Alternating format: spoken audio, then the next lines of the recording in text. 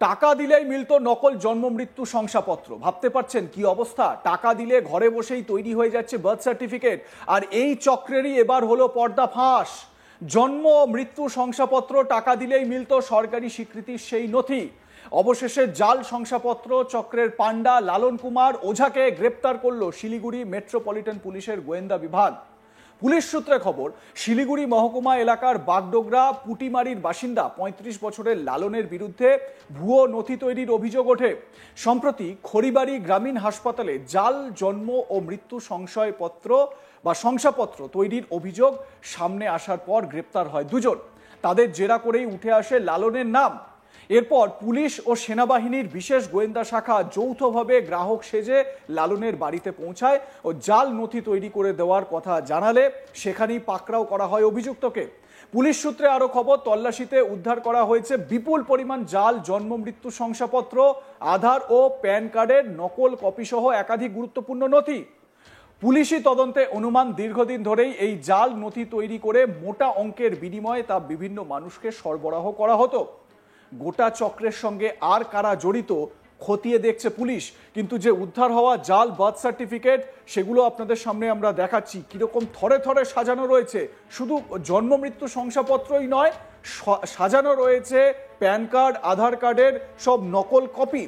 এবারে ভাবুন, এই নকল আধার কার্ডকে যদি প্রামাণ্য নথি হিসেবে এসআইআর-এ দেখানো হয় তাহলে যে কোনো ব্যক্তি তো বাংলাদেশি নাগরিক, সে তো তার ভারতীয় নাগরিকত্ব পেয়ে যাবে, মানে ভারতের ভোটাধিকার পাওয়ার সে যোগ্য হয়ে যাবে। আর এই জায়গাতেই ইলেকশন কমিশনের আপত্তি রয়েছে। কিন্তু এটাও প্রশ্ন যে যে ভোটার কার্ড ইস্যু করছে কেন্দ্রীয় সরকার, তাহলে কিভাবে এই জাল আধার কার্ড বা বিভিন্ন প্যান কার্ড এগুলোকে ইস্যু করা সম্ভব হচ্ছে? কোনো রকম রেকটিফিকেশনের জায়গা কেন থাকছে না? কোনো রকম যে ছাঁকনিতে ছাঁকতে হবে সেই ছাঁকনির জায়গা কেন থাকতে হবে না? দেখুন, এই অভিযুক্তকে ধরে নিয়ে যাচ্ছে পুলিশ। এই রকম শুধুমাত্র একজন নয়, এই রকম লালন আরও রয়েছে চারিদিকে। এবং এরা কিভাবে তারা নিজেদের চক্রটাকে অপারেট করছে, কিভাবে জায়গায় জায়গায় তারা সেই চক্রকে একেবারে সাজিয়ে রেখেছে, সেটা জানা কিন্তু বিশেষ রকমভাবে জরুরি। পুলিশ এবং সেনার বিশেষ গোয়েন্দা শাখা যৌথ গ্রাহক সেজে লালনের বাড়িতে পৌঁছায় ও জাল নথি তৈরি করে দেওয়ার কথা জানালে সেখানেই পাকড়াও করা হয়।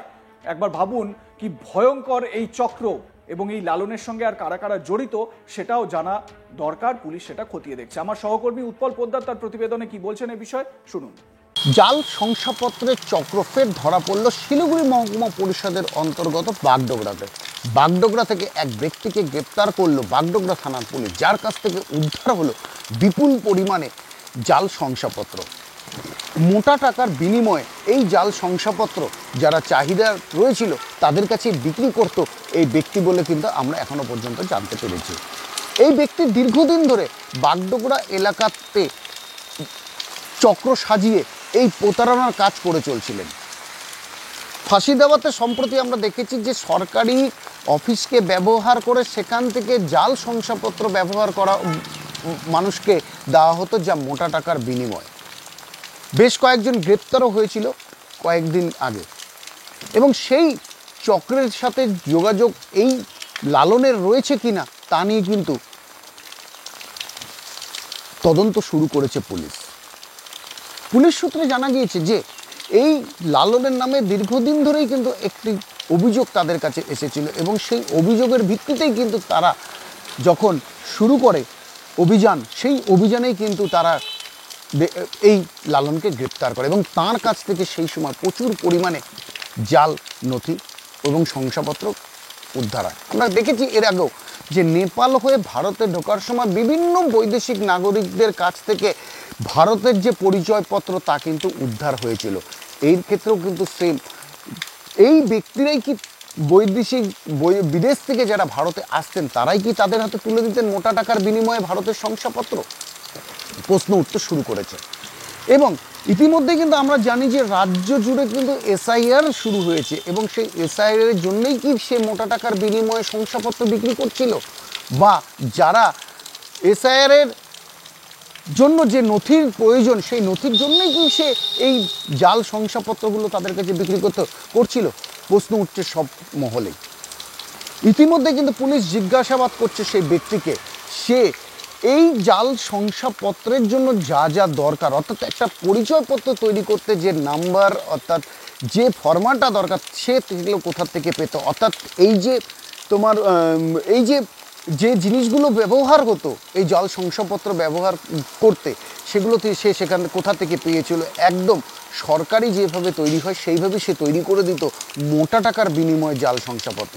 ইতিমধ্যেই লালনকে কিন্তু তোলা হয়েছে শিলিগুড়ি আদালতে এবং তাকে রিমান্ডে নিয়েছে পুলিশ, এবং তাকে কিন্তু জিজ্ঞাসাবাদ করছে যে তার সঙ্গে আরও কেউ জড়িত রয়েছে কিনা, বা তার কাছ থেকে আরও জানার চেষ্টা করছে যে এই চক্রের সাথে আরও কে কে জড়িত রয়েছে। 2000 টাকা থেকে 10,000 টাকা যে যেরকম দিত সেইভাবেই কিন্তু সে এই টাকা দিয়ে ভারতের যে শংসাপত্র তা কিন্তু তুলে দিত এই ব্যক্তিদের কাছে যারা টাকা দিতেন বা যাদের দরকার ছিল এই শংসাপত্রে। শুধু কি এসআইআরের জন্যই, নাকি যারা ভারতে এসে আস্তানা গাঁথতে চাইতো?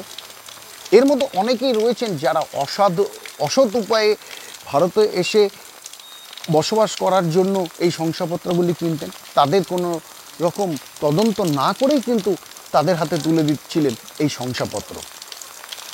কিন্তু এই শংসাপত্র কাদের হাতে যাচ্ছিল এবং কাদের হাতে এখনও পৌঁছে গিয়েছে, তারা ভারতের জন্য কতটা ক্ষতিকারক তা নিয়েও কিন্তু তদন্ত শুরু করেছে পুলিশ। তবে এর আগেও আমরা দেখেছি শিলিগুড়ি ইস্টার্ন বাইপাস সংলগ্ন এলাকা খড়িবাড়ি থেকে আরম্ভ করে বাগডোগরা, তাছাড়াও মাটিগাড়াতেও আমরা দেখেছি যে পুলিশ তদন্ত করে বেশ কিছু এই অসাধু ব্যবসায়ী যারা মোটা টাকার বিনিময়ে ভারতের যে পরিচয়পত্র, যেমন আধার কার্ড থেকে আরম্ভ করে ভোটার কার্ড থেকে আরম্ভ করে যে সব পরিচয়পত্রগুলো, জন্মর সার্টিফিকেট থেকে আরম্ভ করে সব কিন্তু তারা হুবহু তৈরি করে দিচ্ছিল নকলভাবে, এবং সেই নকল আধার কার্ডের এবং ভোটার কার্ড এবং যাবতীয় শংসাপত্রের মোটা টাকার বিনিময়ে তুলে দিচ্ছিলেন কিন্তু অন্যদের হাতে। কিন্তু তারা কারা সেই বিষয়ে কিন্তু তারা কোনো রকম কর্ণপাত করে খোঁজ খবরও নেই। তাদের মূল উদ্দেশ্য ছিল মোটা টাকা, সেই মোটা টাকার বিনিময়ে কিন্তু তারা তুলে দিত এই ভারতীয় শংসাপত্র তাদের হাতে। ইতিমধ্যে পুলিশ সম্পূর্ণ বিষয়টি নিয়ে খোঁজখবর শুরু করেছে। সম্প্রতি যে খড়িবাড়িতে যে ঘটনা ঘটেছে, ঘটনায় জড়িতদের গ্রেপ্তার করেছে পুলিশ। তাদের সঙ্গে এই লালনের কতটা যোগাযোগ ছিল তা নিয়ে কিন্তু ইতিমধ্যেই তদন্ত শুরু করেছে পুলিশ, এবং এর পাশাপাশি আরও কেউ জড়িত রয়েছে কিনা সেই বিষয় নিয়েও কিন্তু পুলিশ তদন্ত শুরু করেছে, এবং এখনও পর্যন্ত যারা অধরা রয়েছে তাদেরকেও ধরার চেষ্টা করছে পুলিশ। লাইক কমেন্ট শেয়ার করতে ভুলবেন না। দেখতে থাকুন আজ তাক বাংলা। সাবস্ক্রাইব করুন আমাদের ইউটিউব চ্যানেলটি, বেল আইকন প্রেস করুন নোটিফিকেশন পেতে।